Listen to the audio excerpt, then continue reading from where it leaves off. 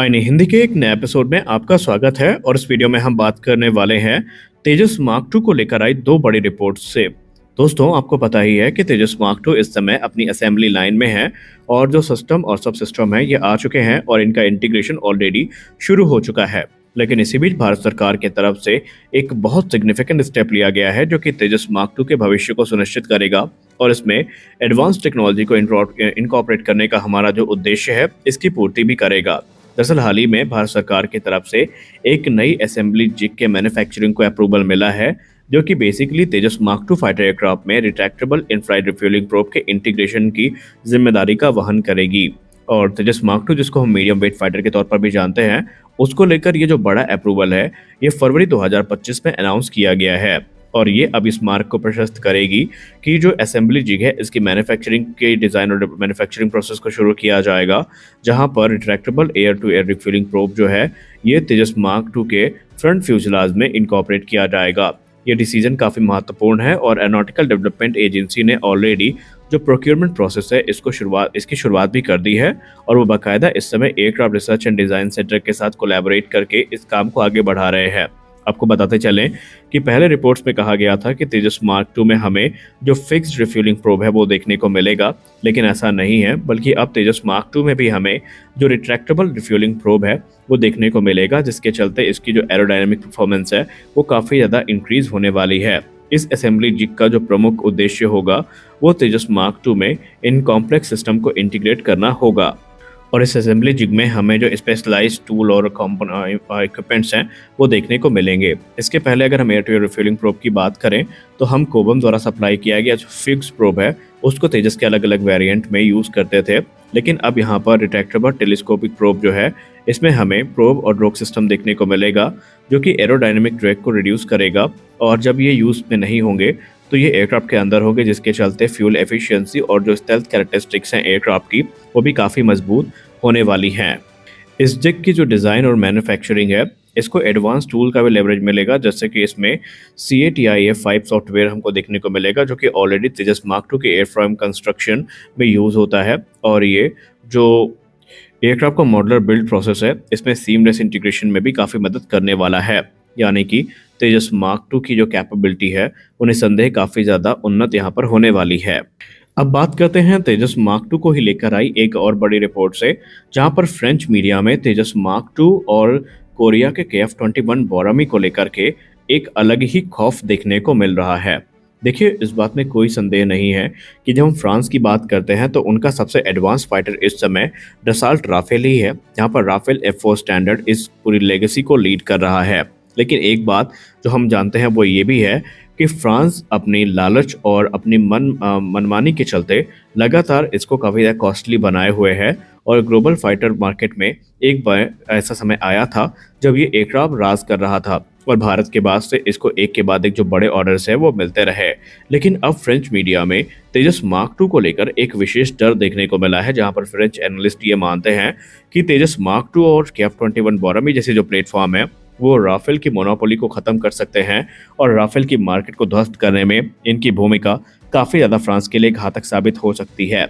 दरअसल अगर हम ग्लोबल फाइटर मार्केट की बात करें तो मल्टी रोल एयरक्राफ्ट की काफ़ी डिमांड है और वहीं पर राफेल जैसे ओमनी रोल फाइटर एयरक्राफ्ट जो कि एडवांस टेक्नोलॉजी, वर्सटैलिटी और कॉम्बैट प्रूवन वेपन्स को ऑफर करते हैं, ये अपनी एक अलग स्थान को सुनिश्चित कर चुके हैं। लेकिन अब राफेल के इसी मोनोपोली को 5th जनरेशन फाइटर एयरक्राफ्ट जैसे कि F-35 और Su-57 से भी चैलेंज मिल रहा है। लेकिन जो एडवांस 4.5 जनरेशन के एयरक्राफ्ट है जैसे कि कोरिया का KF-21 बोरामी और भारत का तेजस मार्क टू, ये उनके मार्केट को हिलाने की जो क्षमता है उसको लेकर आ रहे हैं, क्योंकि ये एयरक्राफ्ट ऐसे हैं जो कि ज़्यादा अच्छी कैपेबिलिटी ऑफर करने का वादा करते हैं। इसमें सुपीरियर एवियोनिक्स हैं और एडवांस वेपन पैकेज को यहाँ पर ही ऑफर करते हैं। लेकिन जब बात प्राइस की आती है तो राफेल की तुलना में इनका प्राइस लगभग आधा होता है और यही चीज़ फ्रांस के लिए काफ़ी ज़्यादा मुश्किल पैदा कर रहा है। और अब एक्सपर्ट्स तो ये भी मानते हैं कि फ्रांस को अपनी लालच को या तो ख़त्म करना पड़ेगा या फिर उनकी जो मार्केट है ये पूरी तरीके से ध्वस्त होने वाली है।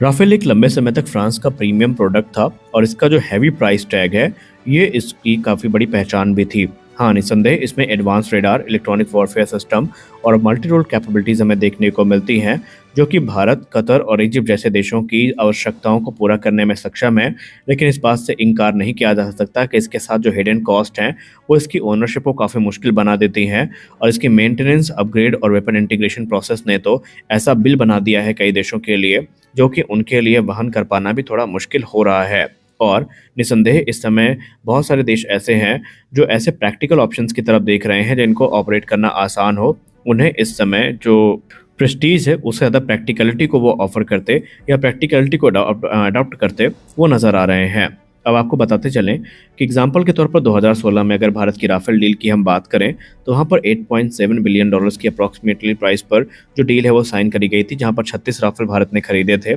लेकिन उस समय इसकी प्राइस काफ़ी चर्चा का विषय थी। लेकिन अब क्योंकि भारत यहाँ पर अपने इंडिजिनस वेपन सिस्टम जैसे कि अस्त्र और स्मार्ट एंटी एयरफील्ड वेपन को इंटीग्रेट करना चाहता है, तो यहाँ पर भारत के लिए एक फाइनेंशियल हेडेक इंतजार कर रहा है, क्योंकि रिपोर्ट सजेस्ट कर रहे हैं कि इसके लिए भारत को बिलियंस ऑफ डॉलर खर्च करने पड़ेंगे इन लोकली डेवलप्ड सिस्टम को फ्रेंच प्लेटफॉर्म में इंटीग्रेट करने के लिए। और इस प्राइस को भारत अवॉइड नहीं कर सकता, क्योंकि भारत की मजबूरी है कि भारत को अपने जो इंडियन मेड वेपन सिस्टम है इसमें ऐड करने ही होंगे। और सिर्फ भारत के साथ ये समस्या नहीं है, बल्कि सेम थीम हमें राफेल ऑपरेटर्स के साथ देखने को मिल रही है, जहां पर उन्होंने पहल अपनी ज़रूरत को पूरा करने के लिए इस जेट को खरीदा था, लेकिन अब वो इसकी बढ़ती कीमत की वजह से काफ़ी ज़्यादा परेशान है। वहीं KF-21 बोरामी और तेजस मार्क टू की जहां तक बात रही, तो निसंदेह ये एडवांस 4.5 जनरेशन के एयरक्राफ्ट होने वाले हैं, लेकिन ये अपने राइवल यानी राफेल की तुलना में ज़्यादा प्रैक्टिकल ऑप्शन बन जाते हैं, क्योंकि पहले से इसमें काफ़ी एडवांस एसा रडार, एडवांस एवियोनिक्स और जो अलग अलग रेंज के वेपन सिस्टम है उनके साथ कंपैटिबिलिटी देखने को मिली है। और रही बात प्राइस टैग की, तो KF-21 की जो एस्टिमेट यूनिट कॉस्ट होने वाली है वो 65 मिलियन डॉलर्स की होगी।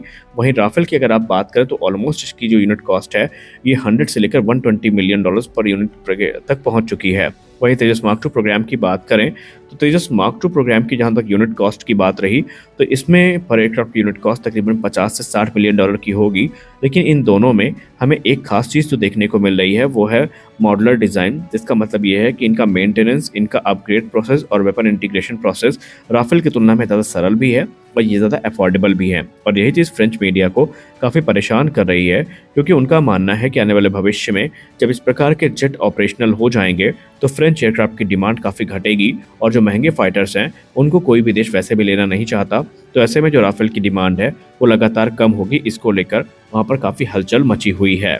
और उनको इस बात का भी डर है कि भारत इस समय जिस प्रकार की प्राथमिकता तेजस प्रोग्राम को दे रहा है, उसके चलते एक जो संभावित राफेल की डील है वो भी अब अपने अंत के तरफ बढ़ चुकी है। और उनको इस बात का डर भी है कि भारत अब इस प्रोग्राम को स्क्रैप करके अपने जो इंडिजिनस प्लेटफॉर्म है उस पर ही अडिग रहना चाहता है और इससे फ्रांस को काफ़ी बड़ा घाटा हो सकता है। तो इसको लेकर जो डिस्कशन है वो निसंदेह काफ़ी ज़्यादा चल रहे हैं और सिर्फ फ्रेंच मीडिया ही नहीं बल्कि इंडियन मीडिया में भी इसको लेकर डिस्कशन हमें देखने को मिलते रहे हैं। तो इस वीडियो में बस इतना ही, मिलते हैं अगले वीडियो में, तब तक के लिए जय हिंद।